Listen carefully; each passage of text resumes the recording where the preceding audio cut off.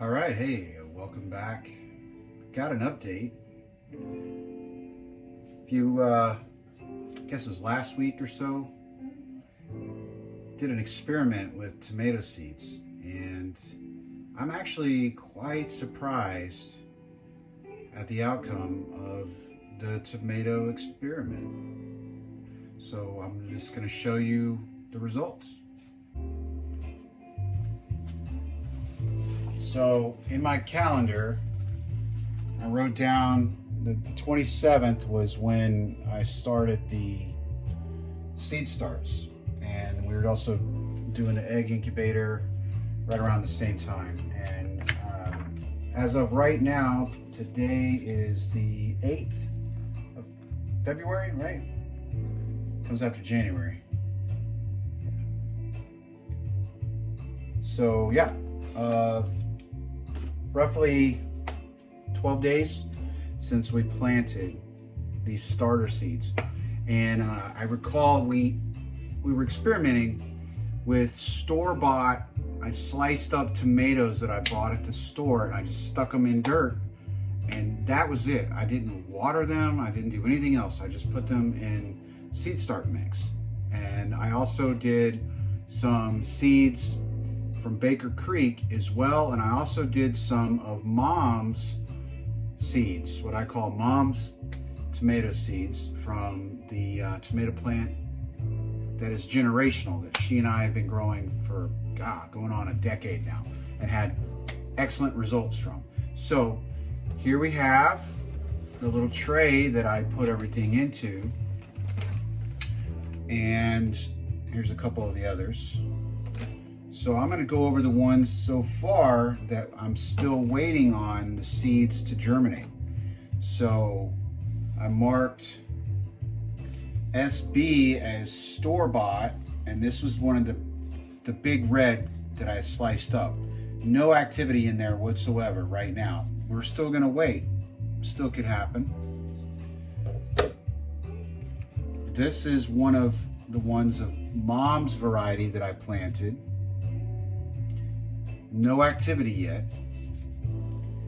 However, I have another one here of Mom's, and if you look, they're just starting right there. You can kind of catch them starting to bud at the top of the cup.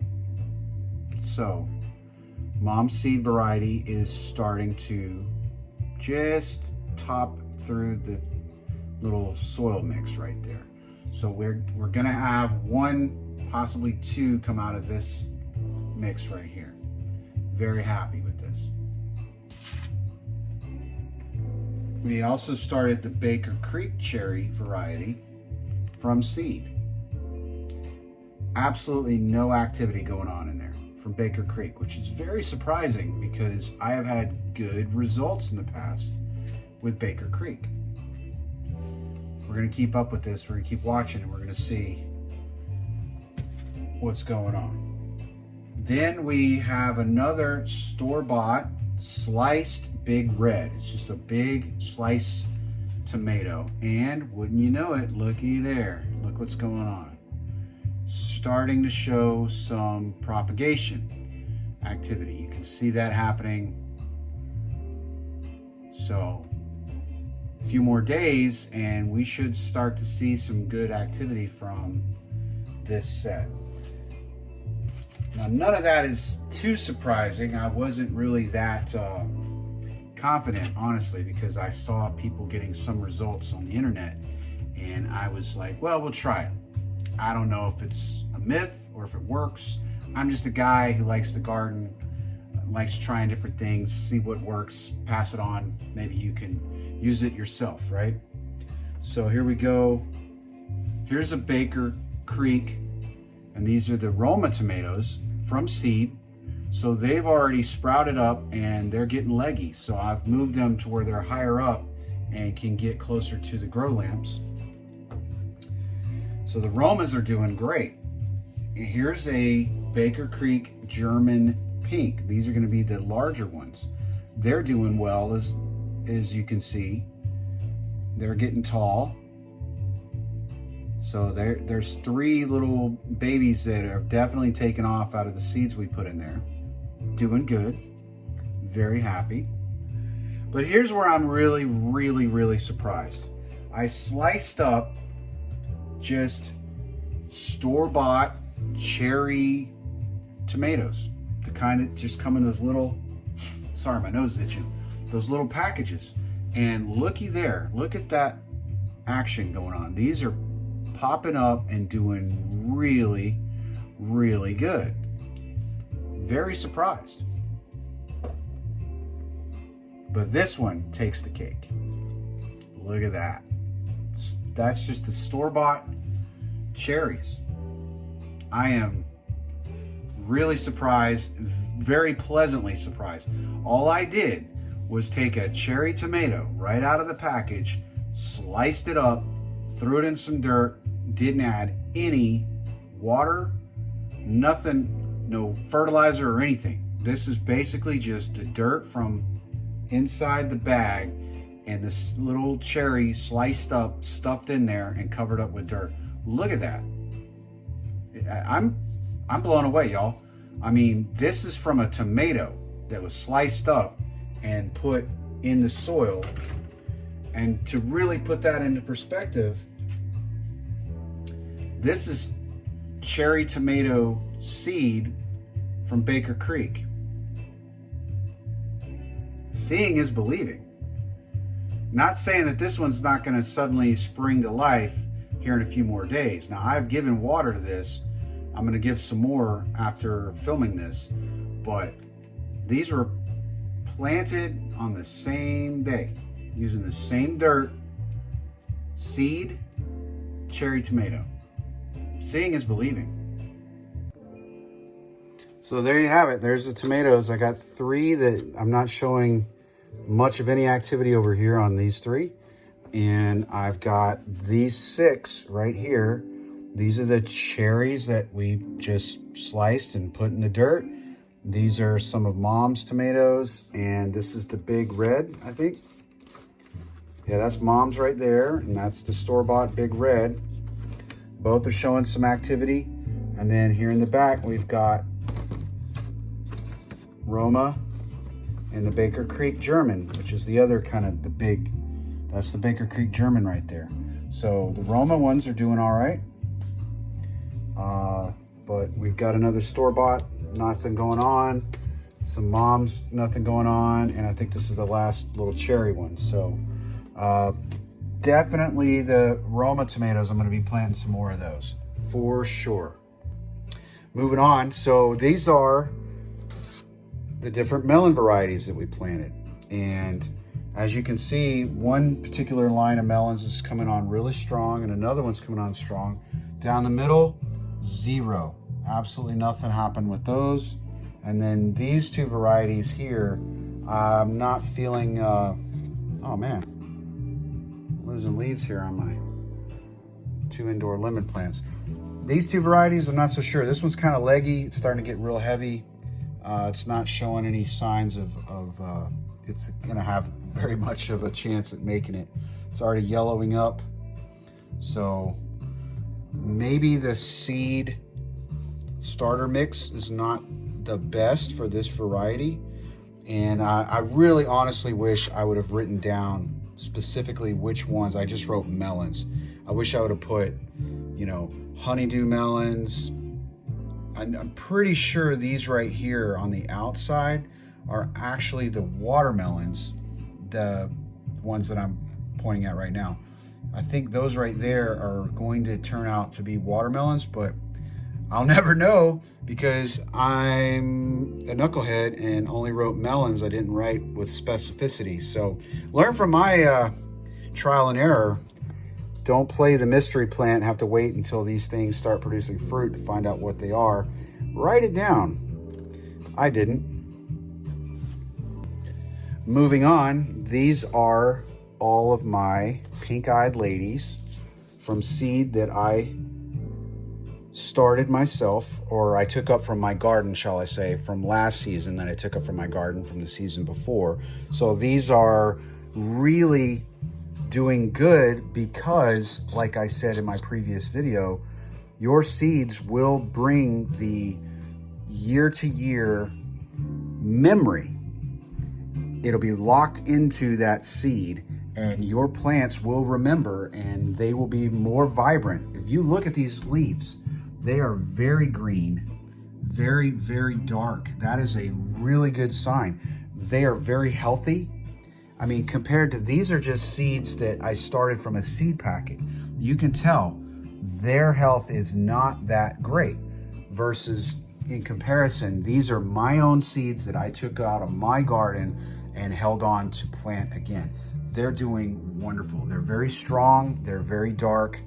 They have serious promise. I think we're going to do really good planting these seeds this season.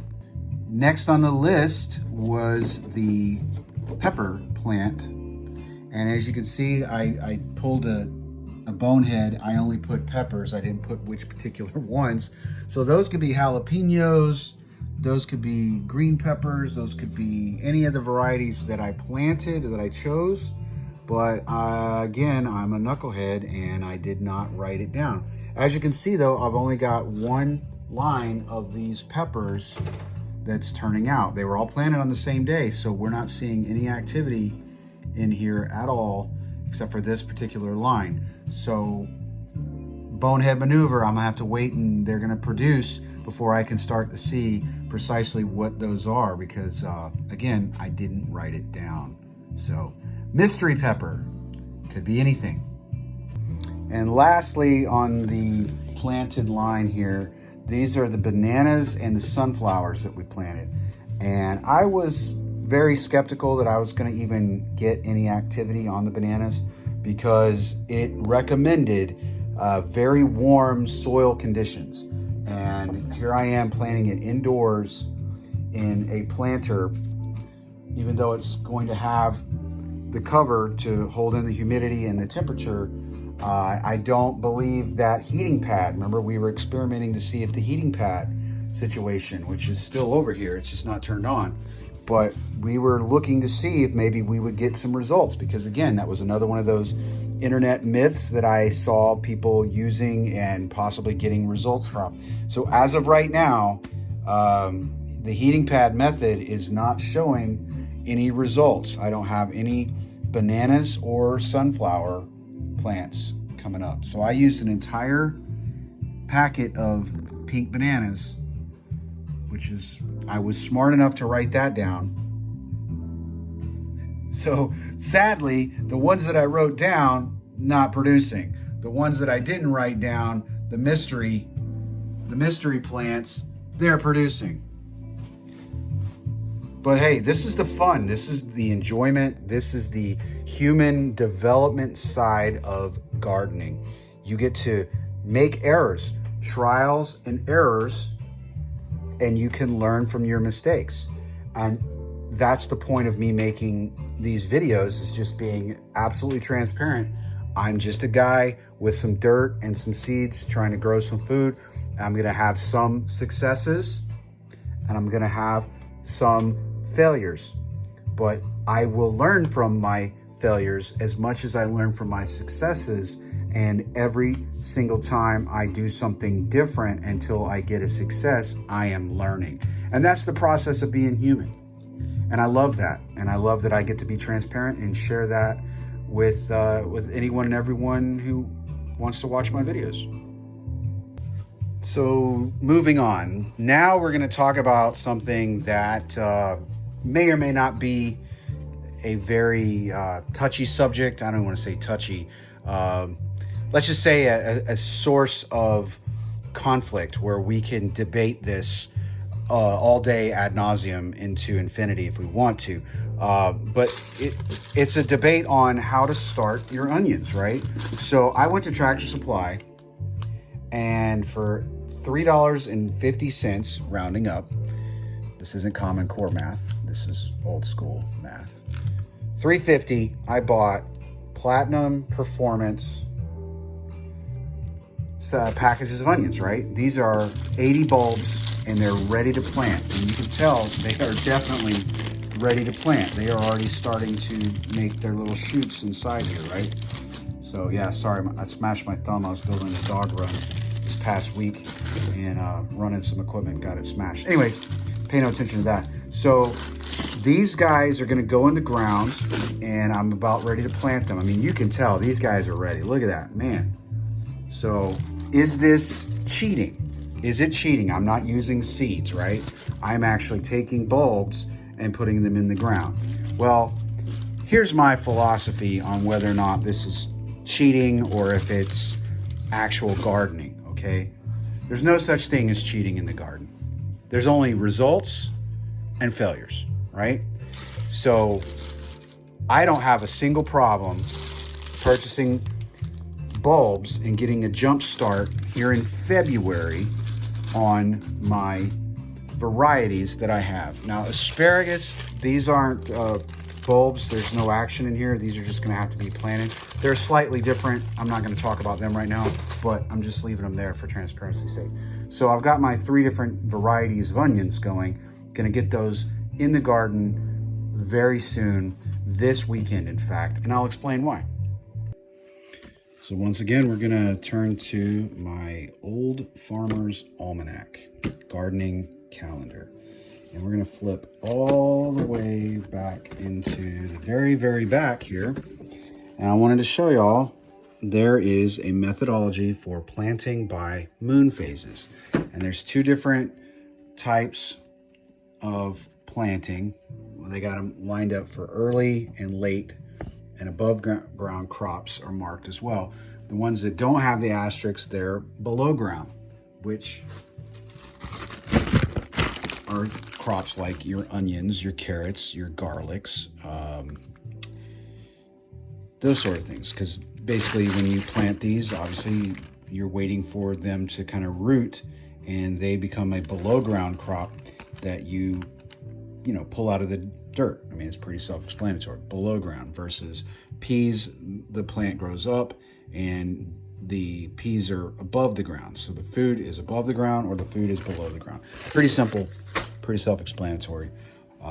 So you've got your above ground crops and your below ground. So looking right here, got our onion sets and we are right in the range. Let me just show you. I'm here in big old Texas, right? And way down here by like where the tip of my finger's at, way in this little crescent region, they call it down here. So for my onion sets, I'm right in that right date range. Look at that, perfect. It's gonna be perfect. And then when you look on your calendar, your moon phases, you've got your new moons, right? And you're gonna have your full moons.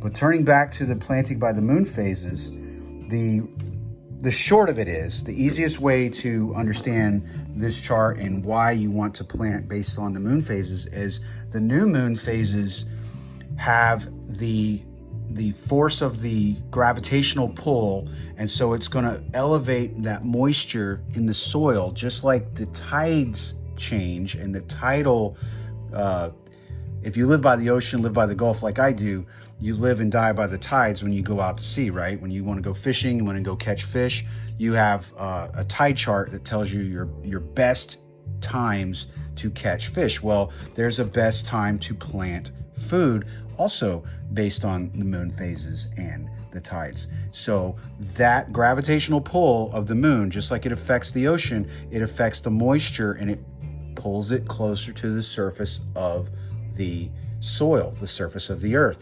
And if you're starting seedlings, you want that extra moisture closer to the surface so that those seeds germinate with that extra moisture. It simulates the same conditions we've been doing here in the little backspace that I'm growing all these little seedlings. But outside, planting in your garden, putting seeds directly into your soil that's outside, that is what this chart is for and what it represents. So the in-ground, below ground things that you want planted, you plant those when it's a full moon. You don't want as much moisture next to these. because that extra moisture can cause your roots to rot, can cause the bulbs to have entirely too much moisture, and it can actually be detrimental to your garden and wanting to start your garden with the below ground. So again, I'm making this video and we're going to plant according to the moon phases, and then we're gonna be able to see, is it all for show, is it all for talk, or do the old farmers happen to know what they're talking about? I think they do. Okay, well, that's it for this video. I just wanted to touch on the surprising results that we're getting here from the tomatoes. I'm really shocked, actually. This was just a cherry tomato. Picked it straight out from the supermarket, sliced it up, threw it in some dirt. Doing great. We can put that myth to bed. This is a viable method. If you don't have seeds, you can't get your hands on any seeds, but you've got tomatoes, see for yourself. It's working for me, might work for you. We touched on planting and harvesting, or at least planting based on the lunar calendar and what's here in my Old Farmer's Almanac. So we're gonna try that out. We're gonna see what kind of results we're gonna get from that. And in the meantime, I'm gonna be getting the garden beds ready to plant this rest of the week. And by week's end, we're gonna get some bulbs, some onion bulbs in the ground. I don't think it's cheating if you're able to grow it. Yeah, once it's in the ground, it's in the ground. You still gotta weed and feed and take care of it. So tell me what you think. If you got a comment, you think I'm cheating, let me know. You're not gonna hurt my feelings or break my heart. We can have an honest discourse, one person to another, and you know, you can tell me what you think about it. If you think, hey, you know what, your philosophy, your ethos on growing food is spot on, it's not cheating, it's just plants, and plants that are healthy for you. It's a healthy time out in the garden, getting things going. It's good food. What does it matter where you get it, whether it's seed or it's already started, or you bought it right on the shelf, already ready to go in the ground, right? Why does it matter? That's my philosophy. If you agree with that, great. I'd like to hear about that as well. And lastly, if you have a completely different opinion on either of those two, it doesn't have to be a binary conversation. If there's some way that I'm not considering that might even be better, let me know. Send me a message here on Twitter or in the comments on YouTube. And yeah, that's it for now. I'm gonna be growing and gardening. So thanks again for watching another one of my videos. I really appreciate it. Y'all have a great day.